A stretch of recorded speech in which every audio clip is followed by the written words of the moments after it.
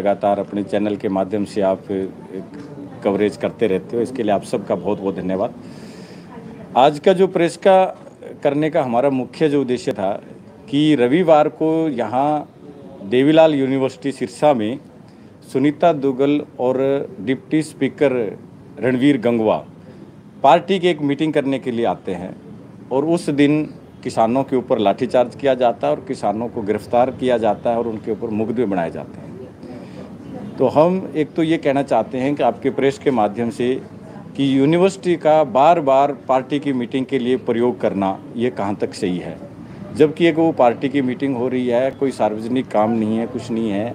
BJP की meeting हो रही थी और वो देवीलाल यूनिवर्सिटी में की जा रही है, जबकि देवीलाल यूनिवर्सिटी जो है वो किसी पार्टी के प्रयोग करने के लिए नहीं बनी है। तो इसलिए उस यूनिवर्सिटी का दुरुपयोग किया जा रहा है, राजनीतिक जो अपने वो गुंडागर्दी करके और राजनीतिक प्रभाव से यूनिवर्सिटी के अंदर बार बार मीटिंगें करके यूनिवर्सिटी का दुरुपयोग किया जा रहा है, सरकारी जो संपत्ति है उसका एक पार्टी के द्वारा। दूसरा, रणवीर गंगवा जो है वो एक डिप्टी स्पीकर है। डिप्टी स्पीकर जो बन जाता है तो वो सबके लिए एक कॉमन हो जाता है, जितने भी पार्टियों के विधायक जो चुन के आते हैं वो सब मिलके एक स्पीकर बनाया जाता है और उसके स्पीकर को वहाँ पे विधानसभा जो है वो चलाई जाती है उसके आदेशानुसार और उनसे मंजूरी लेके बोलने की और सारी चीज़ें। जब वो एक कॉमन आदमी बन जाता है तो वो एक पार्टी विशेष की मीटिंग में आना ये अपने आप में एक मर्यादा का उल्लंघन उन्होंने किया है, संवैधानिक उल्लंघन उन्होंने किया है। तो डिप्टी स्पीकर गंगवा जो है उनके खिलाफ मुकदमा दर्ज होना चाहिए, जो एक उसके ऊपर संवैधानिक पद पर बैठते हुए उन्हें सारी मर्यादाएं तोड़ने का काम किया है। देश के अंदर जो आंदोलन चल रहा है, इस आंदोलन को बदनाम करने के लिए एक लगातार जो ये पार्टी है वो षड्यंत्र रचती आई है।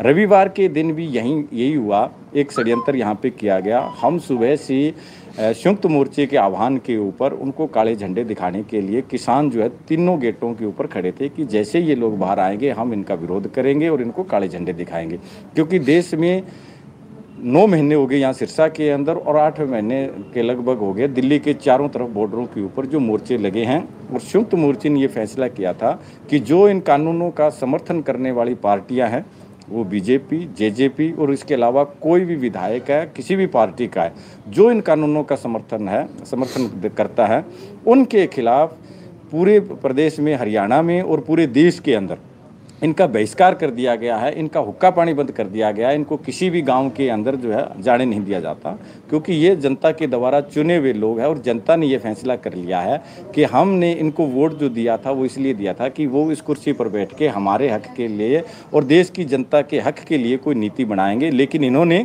देश को बेचने वाली नीतियाँ बना दी, देश को कॉरपोरेट के हवाले करने वाली नीतियाँ बना दी। जो 3 कानून आए, इन 3 कानूनों से देश दोबारा से कंपनी के अधीन होने जा रहा है। उसके खिलाफ जो इतने लंबे समय से आंदोलन चल रहा है, इसी आंदोलन के चलते संयुक्त मोर्चे का आह्वान था और हम काले झंडे दिखा रहे थे। तो इन्होंने शाम के समय जो सुनीता दुग्गल है उसको एक प्राइवेट गाड़ी से निकाल दिया जाता है पीछे के रास्ते से, और रणवीर गंगवा है वो एक पूरा काफिला लेके, जहाँ किसान हम वहाँ पर बैठे थे उनको काले झंडे दिखाने को लेकर वहाँ से निकलने के लिए आते हैं, तब हम वहाँ बैठ जाते हैं काले झंडे लेके। तो पुलिस, भारी भरकम पुलिस वहाँ पर लगाई जाती है और हमारे ऊपर लाठीचार्ज किया जाता है। उसी दौरान जब वो गाड़ी सड़क से निकलती है तो पीछे से कोई सड़क के दूसरे साइड पे कुछ शरारती तत्व ऐसे खड़े थे जिन्होंने उनके ऊपर पत्थर बरसाने का काम किया है। तो हमारा मानना यह है कि ये जो लोग पत्थर बरसाया था ये इन्हीं के द्वारा प्लांट किए गए लोग थे ताकि किसान आंदोलन को बदनाम किया जा सके। अब उन लोगों को चिन्हित करके उन पे मुकदमा बनाने की बजाय किसानों को ही उन्होंने टारगेट किया और जो शांतिपूर्ण तरीके से हम आंदोलन चला रहे थे हमारे ऊपर मुकदमे बनाए गए हैं और जो लोग वहाँ पर बैठे थे शांतिपूर्ण तरीके से उनके ऊपर लाठियाँ चलाई गई। हमारे साथी बैठे, इनको लाठियाँ लगी है, बुजुर्ग बैठे हैं जो आराम से वहाँ पर बैठे थे, झंडे दिखा रहे थे, इनको पुलिस ने टारगेट करके लाठियाँ बरसाई हैं। तो ये जो काम किया है रविवार के दिन, ये आंदोलन को दबाने का काम करने की कोशिश की है और एक साजिश करके किसान नेताओं के ऊपर मुकदमे बना के आंदोलन को कमज़ोर करना और आंदोलन को दबाना और आंदोलन को फेल करना और आंदोलन को बदनाम करने की ये सरकार ने साजिश की है। इसलिए हम प्रेस के माध्यम से ये आम जनता को बताना चाहते हैं और आपके प्रेस के माध्यम से हम शहर की जनता से माफ़ी भी मांगना चाहते हैं कि हमें मजबूरन जो है वो रोड जाम भी करना पड़ा, जिससे शहर की जनता है वो बड़ी परेशान भी हुई कि गर्मी का समय था, किसानों को उठा लिया गया, इनको जब छोड़ा नहीं गया तब हमें रास्ते भी जाम करने पड़े और फिर पुलिस को हमारे गिरफ्तार किए हुए साथियों को एक दबाव के चलते जनता के छोड़ना भी पड़ा। उससे जो भी आमजन के लोग परेशान हुए, हम उन सब से प्रेस के माध्यम से माफ़ी भी मांगते हैं। हमारा रोड जाम करना कोई उद्देश्य नहीं है, जनता को परेशान करना उद्देश्य नहीं है। हम जो लड़ाई लड़ रहे हैं वो आम जनता की लड़ाई लड़ रहे हैं, क्योंकि ये देश दोबारा से गुलाम होने जा रहा है। इसलिए लड़ाई देश के हर नागरिक की है और हम लड़ाई देश को बचाने की लड़ रहे हैं। उसमें जनता को कई बार हमारे आंदोलनों से परेशानियां होती है, उसके लिए हम जनता से माफ़ी मांगते हैं। ये प्रहलाद जो पथराव की घटना हुई, आप कह रहे हैं प्लांटेड लोग थे, ऐसा तो नहीं आपके लोग अनुशासन छोड़ रहे हों कहीं?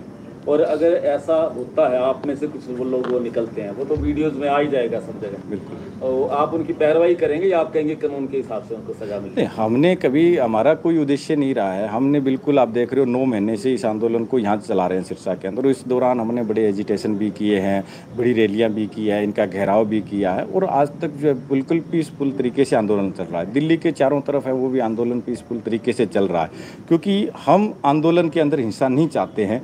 ये जो पार्टी है, इस पार्टी का जो एक पीछे का इतिहास भी देखोगे तो ये हमेशा जब जब भी आई है सत्ता के अंदर, ये दंगे करवा के सत्ता में आई है। गुजरात के अंदर भी देखोगे, जब से देश आज़ाद हुआ तब से लेके गुजरात में हिंदू और मुसलमानों को कभी दंगे नहीं हुए, लेकिन बीजेपी ने वहाँ पे दंगे करवाए प्लांटेड करके। हरियाणा के अंदर कभी भी जातीय दंगे नहीं हुए, लेकिन जैसे बीजेपी हरियाणा के अंदर आती है तो यहाँ पर भी जातीय दंगे इन्होंने करवाए हैं। तो ये पार्टी का एक हमेशा ही रहा। अब जो किसान आंदोलन है, ये एक जन आंदोलन बन गया देश के अंदर, तो इस आंदोलन को बदनाम करने के लिए इस तरीके करते हैं। अब एक बड़ा तबका, जब किसान इस तरीके से प्रोटेस्ट कर रहे हैं, उनके अंदर 1-2 व्यक्ति ये प्लांटेड करके भेज देते हैं, तो उसमें कुछ लोग जो गांव से आए हैं एकदम अचानक, उनको पता नहीं चल जाता, तो वो हो सकता है कोई किसी उन्हीं की मतलब गलत फहमी की वजह से कई बार वो उत्साहित हो जाते हैं, वो तो हो सकता है।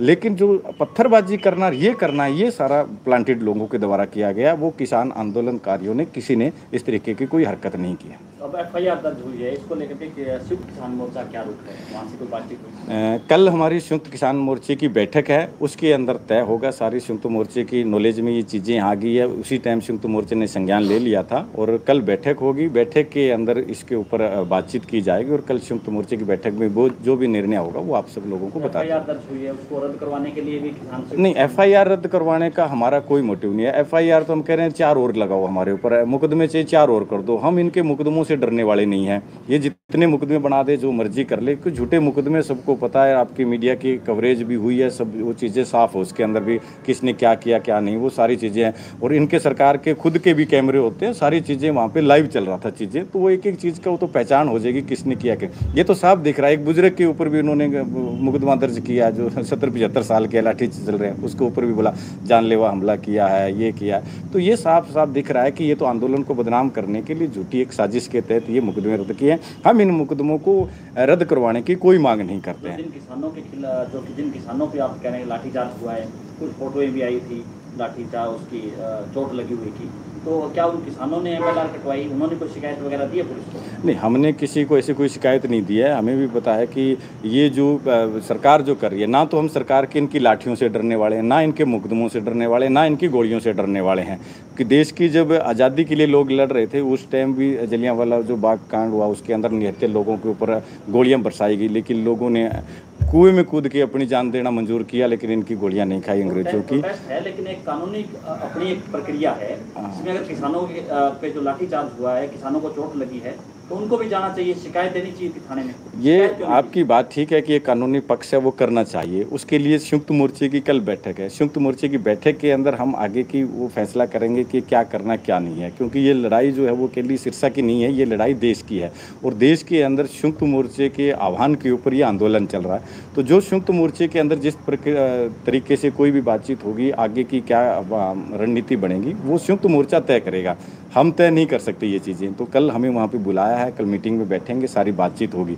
और ये जो मुकदमे ये तो पहले भी हमारे ऊपर बने हुए हैं। 307 के मुकदमे दिल्ली सरकार ने भी बना रखे हैं, वहाँ पे 26 से, उससे पहले भी हिसार के अंदर भी मुकदमे बना रखे हैं, टोहाना के अंदर भी मुकदमे बनाए। मुकदमे वापसी की हमने कभी आज तक मांग की नहीं है।